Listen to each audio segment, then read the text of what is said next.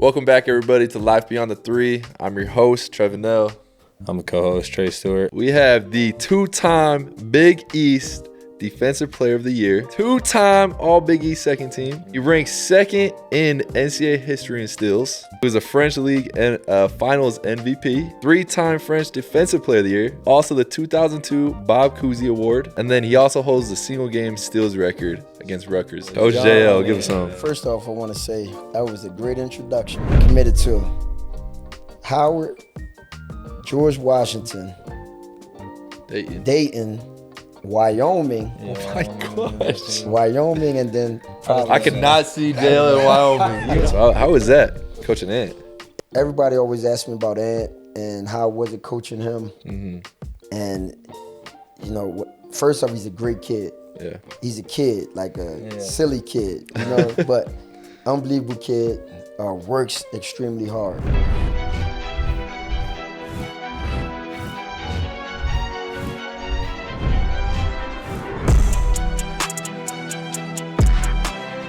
Welcome back, everybody, to Life Beyond the Three. I'm your host, Trevin Knell.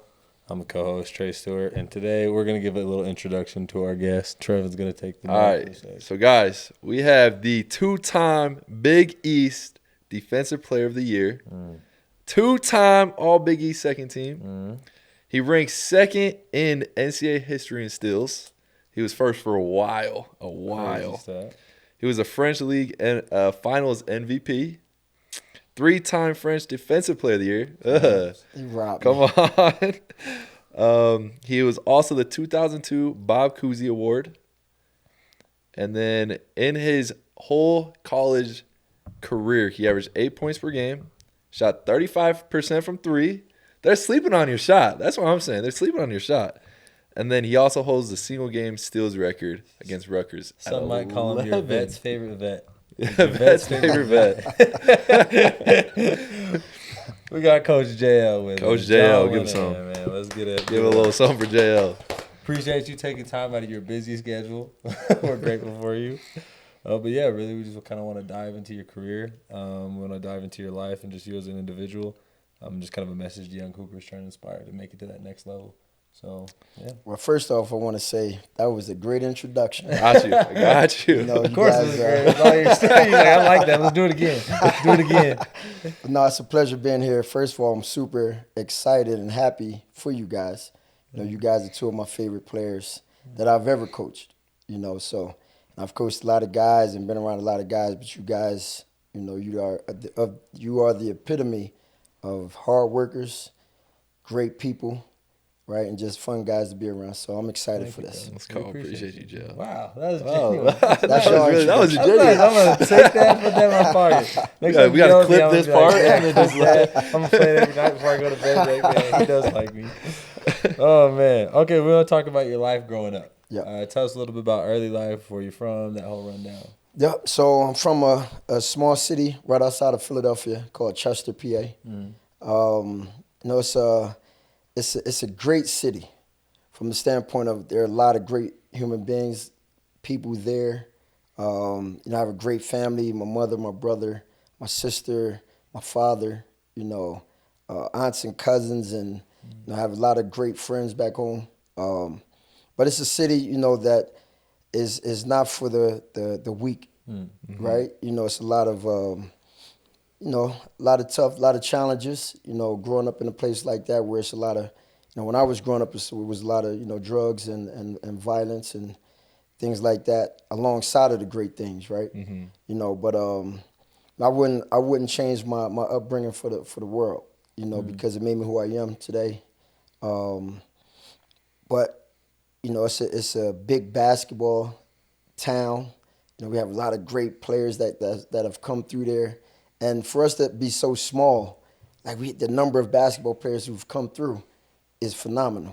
You know, like we rival. I think we're better than Philly, you know, but definitely rival those guys in terms of history, success that we've had in our high school. We don't quite have the number of NBA players there, but we kind of had to do double of what they did, you know, to kind of get our names out there. You know what I mean? But incredible place. Like I said, man, it it was tough, but it was fun at the same time. That's dope. Yeah. Why do you think? I guess like growing up, what was hoops like in that environment? Man, it was. I mean, everywhere. So we played on the parks growing up. You know, you guys, y'all want to play It's in like the gyms movies. and y'all want to play in the air conditioned gyms, the hardwood floors, and we played on a freaking 90 degree weather, the asphalt, Oof. and everywhere you went in that area, every playground was full. Yeah. You know what I mean? It was so many guys out there that you didn't want to lose. Mm-hmm. If you lose, you off for a while. for a long time. You might as well just go home. Right? Come back. So the games are very competitive, and you earned your rep on the in the parks. Yeah. So it was definitely an era that I wish you guys could kind of partake in and experience, because it was all about toughness. It was all about that mindset of, I'm going to go out and take mine. Yeah. I'm going to go out and earn my rep every single day. And it was the best. Yeah. It was the best. But like I said, man, we would travel to different areas and play. And that's you can't go into somebody's area and beat them. Somebody like the projects or neighborhood or whatever. You got to be careful. So we got chased out quite a few times, after we won. I bet that's why you locked in on defense early on. For sure. One, you didn't want to sit. Yep. Nah, but it was like I said, just the mindset growing up of that toughness. It started in the parks. Do you have a specific memory from like when you were playing on the parks with like certain dudes, or like just something that you're like, oh, I remember this specific moment back in the day? Man, I remember the first time I got a shiner. Let's go. Hey, it was like, you see it all the time, but I'm playing, I'm guarding a guy, and they set screens. This is like, they're trying to win. And a big dude came and clocked me right on my eye, man. My eyes swelled up so big. But just honestly, just competing every day. Mm-hmm. Every time you step out on the floor, man, on the court, how tough it was. So I don't have one specific, but it was some battles. That Shiner one was good. That Shiner was crazy. Do you think like how you grew up and like playing on the park all the time, is that like how you got the edge, how you got kind of like Trey was talking about, like your stats kind of speak for itself. Like, yeah, you're a really good offensive player, but your defense is kind of what people highlight and what shines above all. Even when we're playing against you, it's like a whole different level of defense, Hey, hold on. That stuff's so frustrating. That's what I'm saying. This morning, bro, I'm working out, and he just kept hitting the ball in my hand. And just like your instincts and just like your quick, it's insane. It's so annoying because like most coaches, they're not gonna be able to you're like, oh, I can take the ball. And they can't stay in front. A second of lacking, he's just sitting there, and then he's just like, boom, got it. You're like, boom. And then he'll say a little something like, "You're soft, you're soft." Come on, baby, come on. But those I don't have the legs anymore. But it's gonna take a little bit longer. The hands still got it. For my instincts to go. But so how did you become like that level of defensive player though? I think it was the environment that I grew up in. Mm-hmm. It was the coaches that I had back then, and I'm talking biddy league. We stressed the importance of defense. And it wasn't just I'm just there. You got to apply pressure. We wanted to turn you, we wanted to trap you. When we played in high school, it was full court pressing. 36 minutes, 32 minutes rather of pressing. You know what I mean? That's crazy. And it was the whole game, and that was your mindset. So that's kind of where it started for me. Definitely on the playgrounds, but once we transitioned into high school, man, like if you don't do it, someone is coming in for you to do it. Yeah. You know what I mean? So it's like you got to be on your 100% every time you step out on the floor. We had this talk one time. You went to go recruit or something, and you came back and you looked sick because you were saying the defense was just terrible. Like nobody played no defense, and I know like as a defensive aficionado, you're like, man, I can't watch this. What's kind of like the culture like AU and all that right now? Is that hard for you to watch? Is that like, do you see like a huge like downfall in the defensive emphasis? Yeah, it's like the mindset of the kids today are like, I'll let you score, you let me score. It's It's like an all-star game. It's an all-star game. Yeah. And when you see guys, like guys who play hard now, that's a skill. So when we watch, we like, man, God, that kid plays super hard. When I was growing up, that was a requirement. Like you if you didn't play super hard, just like I said, it was somebody else the minimum coming in. So that was the minimum, right? So, but when I see these guys, especially small guards, like I always say, man, if you're under 6 foot or if you're 6'2" and under, like if you're not pesky, if you're not dominating on the defensive side of the floor, then you're not doing anything. You know what I mean? Unless you're scoring 40 points, then that's a bit of a trade-off. But there's not many small guys scoring like that, right? So you have to impact the game on that side of the floor. So that's always been my mindset. And if I'm recruiting a smaller guard, that's what I want. Yeah. Talking about, high school, you played somebody pretty good in high school. Like I would say he's top 3. 2, 1. Top 2, top 1, But he talked about your defense and how you're one of the best defenders, he's ever played against. Speaking about Kobe. And he grew up in the same area. Yeah. And so how was like your relationship with him? Yeah, I mean, growing up in high school, he was, first off, him saying that about me was like, I couldn't believe he said it, because somebody brought it to me. I was in school. And I'm like, wow, he said that. Yeah. That was a great honor, But one of the most competitive guys I've ever seen in my life. Yeah. Probably the most competitive guys. And he was locked in. Coach always talks about being dialed in, being locked in, being prepared. Like he had that mindset at 16. You know what I mean? Where he ate, slept, drank basketball. You know what I mean? It was all about that and his body. He was one of the early, first guys, that I saw that was taking care of their bodies. You know what I mean? And he was just on another level than everybody else. Yeah. And when my first time playing against him, I heard about him. Dad, Jelly Bean, NBA guy, played overseas for a long time, unbelievable person, his dad. And when we played against him my first time, I'm like, man, this who everybody talking about? So from that summer to the next summer, he went from worst to first. Yeah. You know what I mean? In terms of just like working on his game every day. Obviously, his dad was a great player, so his dad worked with him, and he worked with a lot of NBA guys and stuff like that. And he just soared. But that's super cool. It's an unbelievable player, unbelievable person. And like you guys said, in my opinion, top 3 for sure. of all time. Yeah, but what'd you say? Top 2? He said 2. But just a great player, man. That's awesome, man. Yeah. Do you have any like stories? Like I know we talked about that story that he just told, but like was he ever on the parks with you guys, or was he? Do you guys ever like have that relationship a little bit, or? Yeah. Now we had a really good relationship. That was my guy. But we were AAU teammates. We were, foes in high school. Like his high school, my high school. That we were rivals. But I just remember this one story. A lot of stories, but this one in particular. So Kobe at the time, there was a kid, Tim Thomas.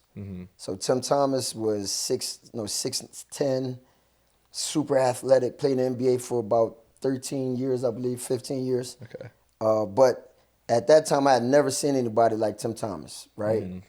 Athletic, can handle, can shoot it, smooth. He was way ahead of his time, right? And so he was number 1 player in our class. And Kobe, some had him number 1, some had him number 2.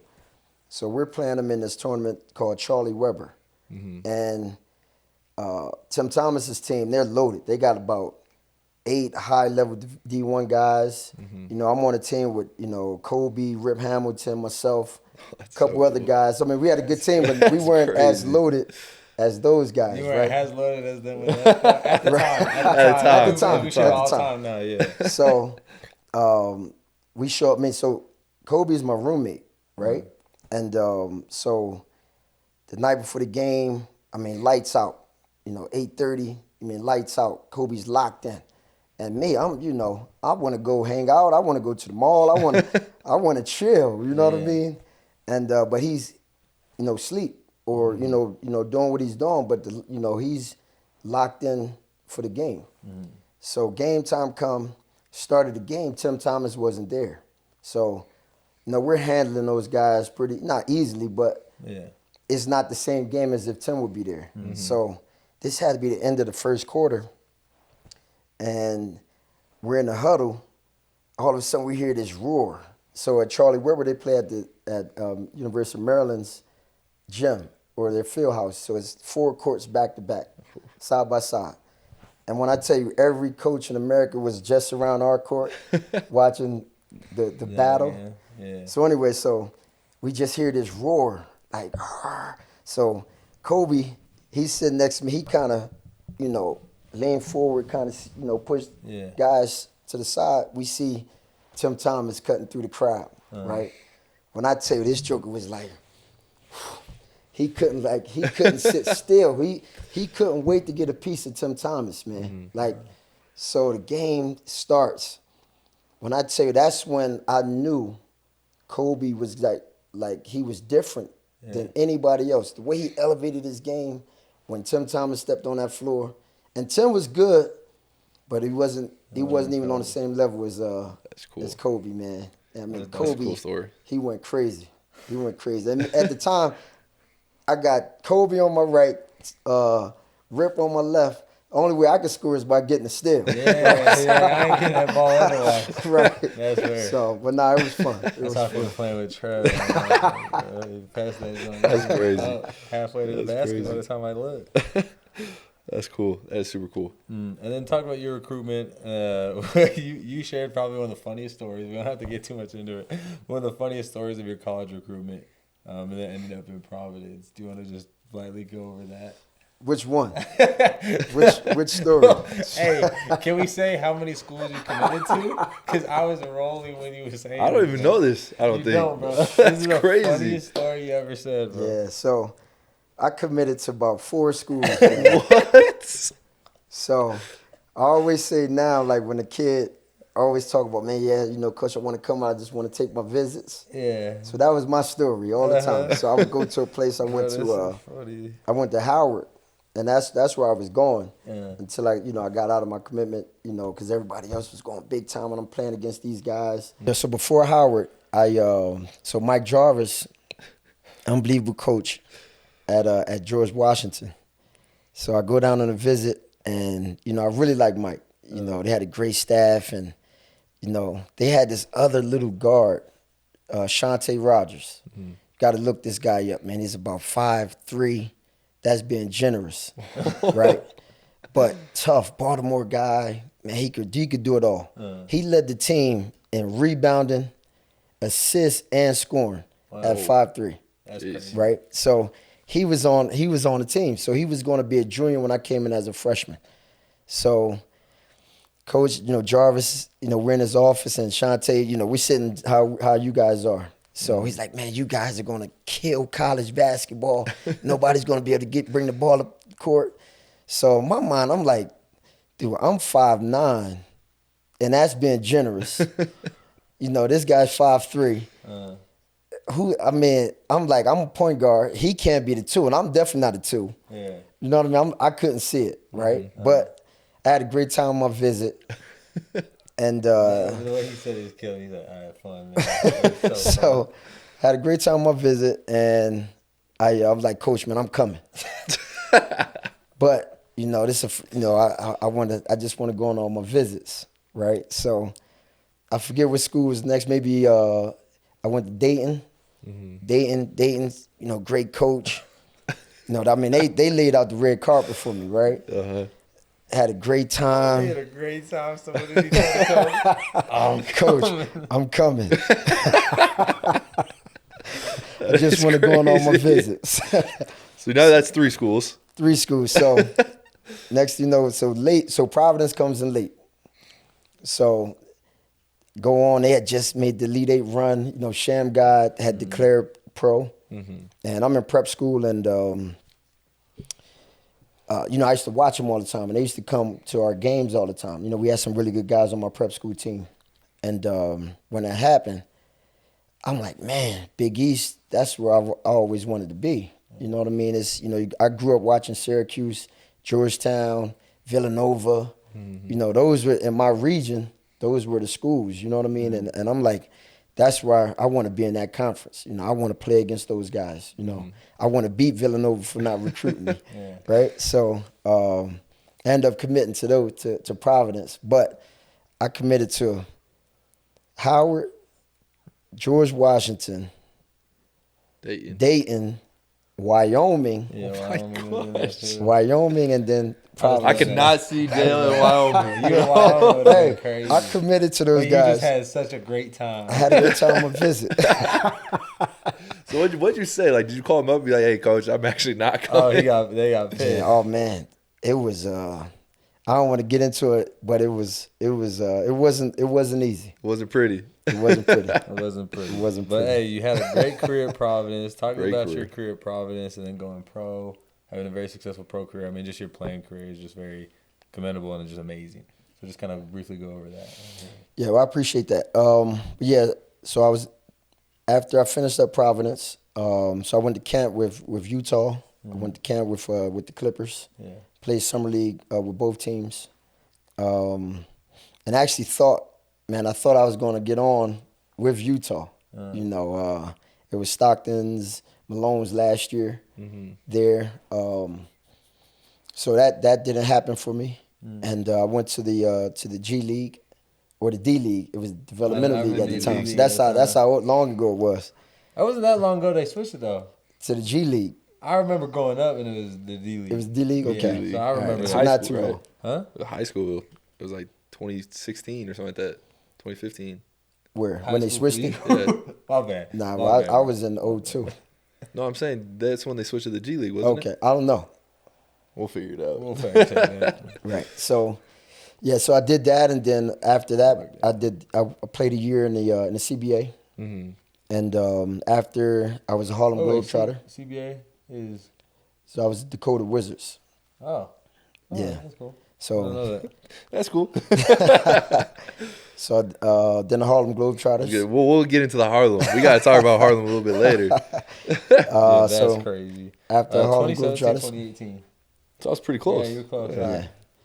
So after was the Harlem Globetrotters, and then in 2004. So that was all in a 2-year span. And then in 2004, I went and played my first season in France, in Paris. So I went over in November. So you were Harlem Globetrotters before you went to France? Yep. Oh, that's crazy. Yep. That's crazy. So I mean, it was a great experience, but it was just in the wrong time. You didn't like all the scripting and all that? Nah, it actually. So Manny Jackson, who was the owner at the time, his goal was to have an NBA team. Gotcha. So he ran it like an NBA team. So we were like the real basketball players. So we had some show guys, and then we had real ballers. Mm-hmm. But when I tell you, like, we were in the gym from like 2 p.m. to 11 p.m. every day. Jeez. How long did you do this for?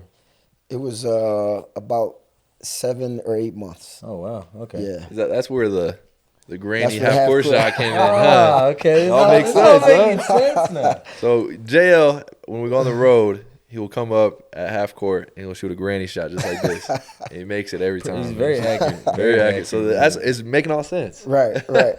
So, but a quick story. The showman. I mean, these guys are incredible. The showmen for the Harlem Globetrotters, like, they're super skilled. So we had this guy, I think his name was Showbiz Jackson, and everybody got a show name, right? So Showbiz, Showtime, everybody got a show name. But Showbiz. Did you have one? No. But I was a dribbler. I would never would have called you JL though.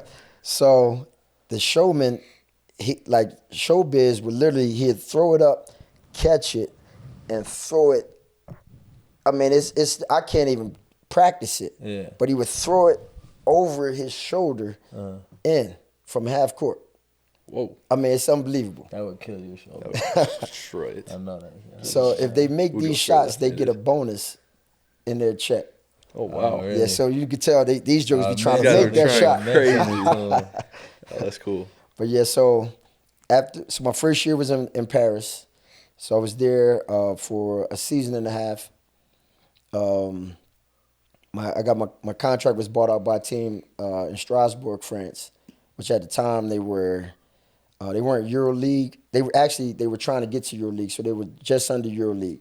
Okay. And at the time, in France, if you win the championship, you go to EuroLeague. Yeah. So had a really good team, some really good players on that team. So from there, I went to Nancy, another top team in France. So I was there total in Nancy was about 4 or 5 years. I played in Cholet, France. Then I played 1 year in Estonia.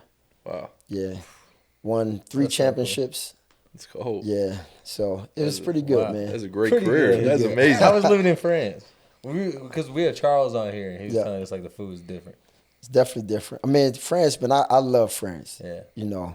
The people always, everybody, man, French people, they're so cold. And, man, once you get past that part, once you try to learn the language, and, I mean, some of my best friends are in France. Yeah. Like I loved it, man. I loved and I was there in a different time of my life too, right? Yeah. Where, I was hanging out a little bit. I was, exploring. I was seeing different parts of the world. And then where I'm from, Chester, is like, that doesn't happen. Yeah. Like people don't get to see the things that I've seen. Yeah. And it's all, by grace of God and also the game of basketball. Yeah. That's You know, super so- cool. Can you speak French? Bien sûr, monsieur. Oh, okay. Trevin Knell Trey. Oh, that's cool. That's super cool. Je comprends beaucoup plus que je peux parler. What'd you say? Me and Foos, you know how they call like bad defenders pigeons? Yeah. Anytime Foos gets the ball, if you hear me, I'll say, il est pigeon. He's a pigeon. Yeah, he's a pigeon. That's funny. So now I said I can understand more than I can, a lot more than I can speak. Yeah. That's fair. Yeah, That's yeah. cool. My mom served a mission in Belgium, but she was in Did she? France. It was Yeah, part yeah. of there, so she always will drop a little French around us. So Yeah, that was funny. that's awesome. cool. Belgium's nice, man. Oh, never been, but I've seen pictures. Yeah. That's where Alex is. Oh, really? AB, Hooping yeah. over there? Shout out AB. Shout out AB. Okay, then let's talk about your transition. So you finished playing your playing career. How old were you at this time when you were done? 35. 35, and then Wow. got into coaching. Old head. He said, "Yeah, you played at 35. Yeah. That's crazy. That's not easy. That's not easy on the body. Body, yeah. For sure. What got you into coaching? Like, what made you Um, flip that switch? Be like, all right, I'm done. I'm gonna try to stick around basketball. So I was done with basketball, honestly. I just felt like I gave basketball everything. Blood, sweat, tears. Like it was nothing more I can give the game. Yeah. So I was actually starting some business things in France. And Cool. don't you know, it's like you something pulls you. You know what I mean? And I believe, everybody's path is ordained, right? Everybody's path is already predetermined for them. And so me, Jalen, his mom, we came back home for, I think it was maybe 6 weeks. And I was doing, put my plans together for there. And then I met with Fran Dunphy, who's the head coach who was the head coach at Temple. He's the head coach at LaSalle now. But Hall of Fame coach, great person. I mean, great human being, right? So we met, and he was like, John, man, you'll be great.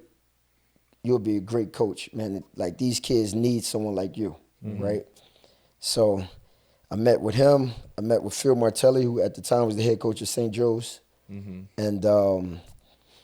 after talking with those two guys, I was like, man, maybe I need to try this. Yeah. So I gave myself 1 season to do it, right? And That was with Temple.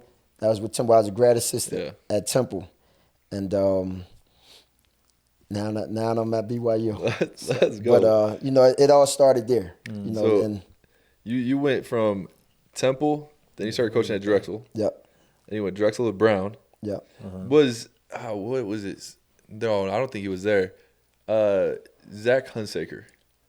Brown. He was Brown. Yeah. Were you gone by then, or? Yeah, so I was supposed to coach him. Yeah. And I was there on his visit. I actually just saw Zach No way. in the airport. So he's my brother-in-law's brother. Get out of here. Crazy. Great guy, man. Great dude. Yeah. So I'm going through. This is a funny story. So I'm going through. I usually have my TSA number and all that stuff on my ticket, right? So I get there and it wasn't on it. So now I got to go through the regular whole thing. Yeah. And I'm like getting irritated with it. It was like slow. I got a flight. The hot chocolate. You know exactly what I was talking about. You remember we were traveling the other day, and homie, the dude in charge of security was not happy. We all see hot chocolate. Our team loves hot chocolate. We all stopped to get hot chocolate. Nah, y'all got to keep it moving. All of a sudden, JL's like, I hear JL talk to the guy, and then like a few minutes later, he comes out with a nice hot chocolate. I was like, man, that boy gets what he wants. Man, I knew you was pressed about I'm just getting a cup. I'm just getting a cup. I know you was pressed about not having that TSA pre-check though. That's funny. But I'm going through TSA, and I got where they had to check my stuff. You know what I mean? So I'm mad about that. Yeah, take off your shoes. I had to do everything. So I'm literally like stepping in my shoes, putting my coat on, and I'm walking. Then I'm like, damn, this dude looks familiar. He's looking at me with a big smile on his face. I'm like, Zach. That's cool. So he gave me a hug. I met his family. Okay. So that was awesome. That's But I was supposed to coach him, but then I got the job at Hartford. Oh, okay. Got you. Yeah. Yeah. And then how long were you at Hartford? For 2 years. 2 years, and then you Georgia. got the SEC job. Yeah. Crazy. Yeah, which was Ant. it was big time. Yeah. So how was that coaching Ant? It was, Anthony Edwards? man. Listen, going from Hartford, American East Conference to the SEC. I mean, it was like a huge step up, right? Just in resources. You playing against Kentucky's. Yeah. You playing against everybody. Yeah. And it was an honor, man. To be on Tom Crean's staff, who was, in my opinion, one of the best coaches out at the time. But it was an unbelievable experience. Yeah. Just like I said, the facilities. I love Georgia. You know what I mean? It was nice. So this is crazy. This is like a whole full circle moment. So you were in Maui Yep. when Ant was there. Yep. So we were in Maui. That was my freshman year. That's crazy. Yeah. So we could have played against you. Could have. Oh, that is Could wild. have. Yep. That would have Yep. cool. Yeah, that is. I remember we were watching Georgia because everybody's talking about Anthony Edwards. Right. And so we just played and we stayed back. We started watching. But that's crazy. You were on the staff. You were right there coaching. Yeah. Everybody always asks me about Ant and how was it coaching him. Mm-hmm. And, first off, he's a great kid. Yeah. He's a kid, like a silly kid, but unbelievable kid, works extremely hard and super coachable. So somebody of that caliber, and he allows you to pour into him. So that's what I always remember and always appreciated about him. But man, it would be times sitting on that bench. I used to hit Chad Dollar, who sat next to me on the bench. He's the assistant coach at Cincinnati now. I used to be did you see that? He would do some crazy things, man. Yeah, but he was just unbelievable talent. Knew he was going to be great. Yeah. Yep. And why did you leave Georgia to go to St. Joseph's? Well, we didn't have the success that You guys were. that we. Georgia's kind of cooking right now. They are. They're kind of cooking. They had a couple bad games recently, but they really turned it around big time. And so you were able to go to St. Joseph's for a little bit. Yep, went to St. Joe's for 2 years. And then, by the grace of everybody, we get yes, sir. the two-time All-Defensive Player of the Year, Coach JL. Coach JL. Yes, sir. Yes, sir. So what was that like when you got the call and like you were thinking about coming to coach at good old BYU?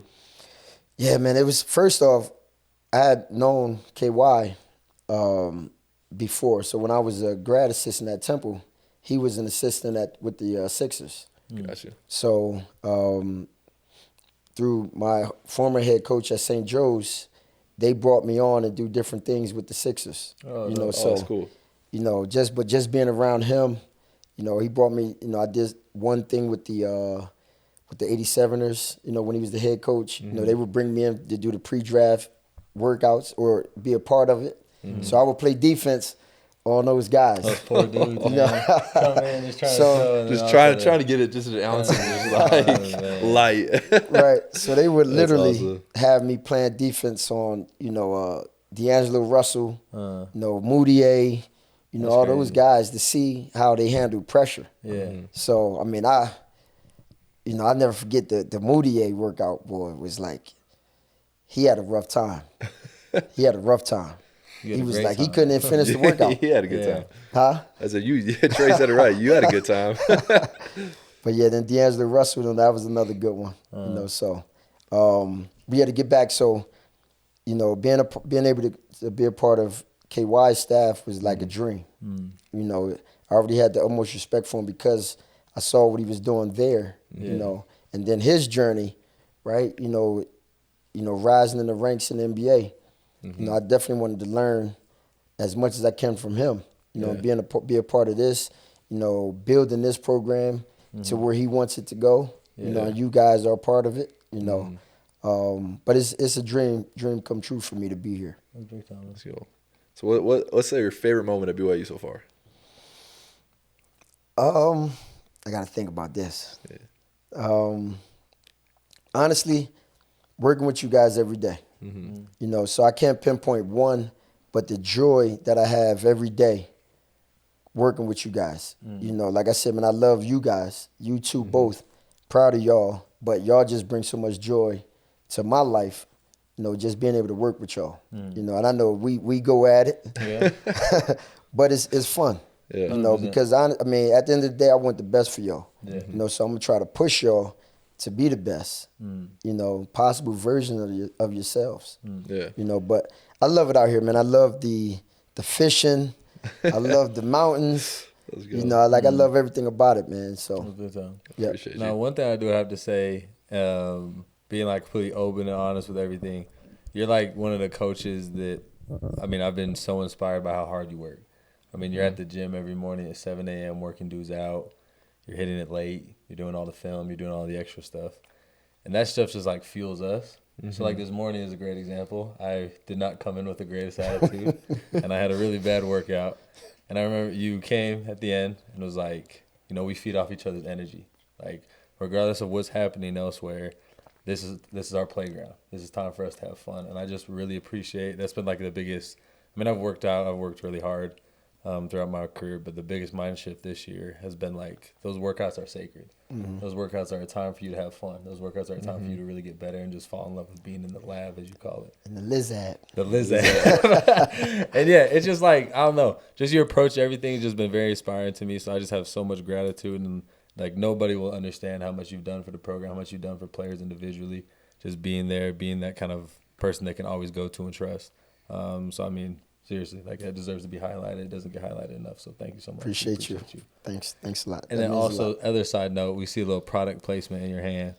What bev you got, huh? So this is actually it's called Pure Fuel. Okay. So it's a couple buddies of mine in Philly. Oh yeah. They started this drink. So it's an all natural energy drink. That's tough. Yeah, and it's great taste. It's actually like the sports drink for the 76ers. Oh, really? And the Eagles, they promote it a lot, so. Okay, but it's big time. So it's, you should be looking forward, really we got to get it here. Let's go. We definitely got to get it here. So Pure Fuel, baby. Pure Fuel, baby. Lock in. But I just want to echo what Trey said about you. I remember Jail's the type of guy that you want to work so hard, so you want to please, And I will be honest. I remember he goes, he's like, bro, I can't do anything. He's man, it's so hard to please. I remember I was like, what do we do? How do you get on the good side, bro? Literally. But I think you realize you don't get on his good side. No, you just you already he has a good side. Exactly. But it's You're never gonna be. He's always gonna push you. He's always gonna push you. That's what you need. I remember I took a charge. I immediately get up and I looked right at you. I pointed at you. I was like, "Let's go." But yeah, You tried to get one last game, I too. did. I was going. I fell down. I got up and I was going to point again. I was like, "Oh, I got to get up and play more defense." But yeah, JL, seriously, like you are a guy that like pushes all of us to be better. And then I feel like you balance like on the court, like Trey said, it's sacred, right? It's time for us to get better. It's time for us to compete. And you push us in that direction every single time. And I've never met a coach that's like, hey, let's be here at 7. Even on like a day after a game, like you're like, hey, let's get in the gym. Right. And I think that's something super special. I think that comes from, your background, the toughness part of it. And then outside the court, as soon as we get off, it's Vinny, you know? And so I think he's talking it's after just, dinner, after it's meals, just like those are the stuff I'm always going to remember. Yeah. It's like I mean, memories we that talked last about forever. that. Yeah. Yeah. And No, so I appreciate that, really man. appreciate like the way you push us, and then off the court, like we can be best friends, we can joke, and have like a really genuine, deep relationship. So, like Trey said, it definitely doesn't get highlighted enough. But all the players, we all love you and respect you, and we can't wait to see, where this step goes and the next step in your life. So, I appreciate that, guys. So great episode. We appreciate everything you said, but just one last thing is your time to shine. You get your message to the world. It can be the young hoopers. It can be to anyone. Floor is all yours. What you guys say? Well, like I said, man, this been a pleasure to be on this show with you guys. And like I said, man, just being around y'all every day. Like y'all are very uplifting to me and bring a lot of joy to my life. But I would say to the young hoopers out there, believe in yourself. Work hard every day. Believe in yourself, because whatever it is that you want to achieve in life, it can be done. These guys are living proof of it. They work hard. They're great human beings, right? And, God rewards that. So keep working, and hope to see you in BYU. Let's go. Okay. What a finish. What a finish. Great. Thanks, everybody, for watching Life Beyond the 3 by Center Street Media Network. Wherever you watch your podcast, Apple Music, Spotify, YouTube, follow it. We'll see you next episode. See you guys next time.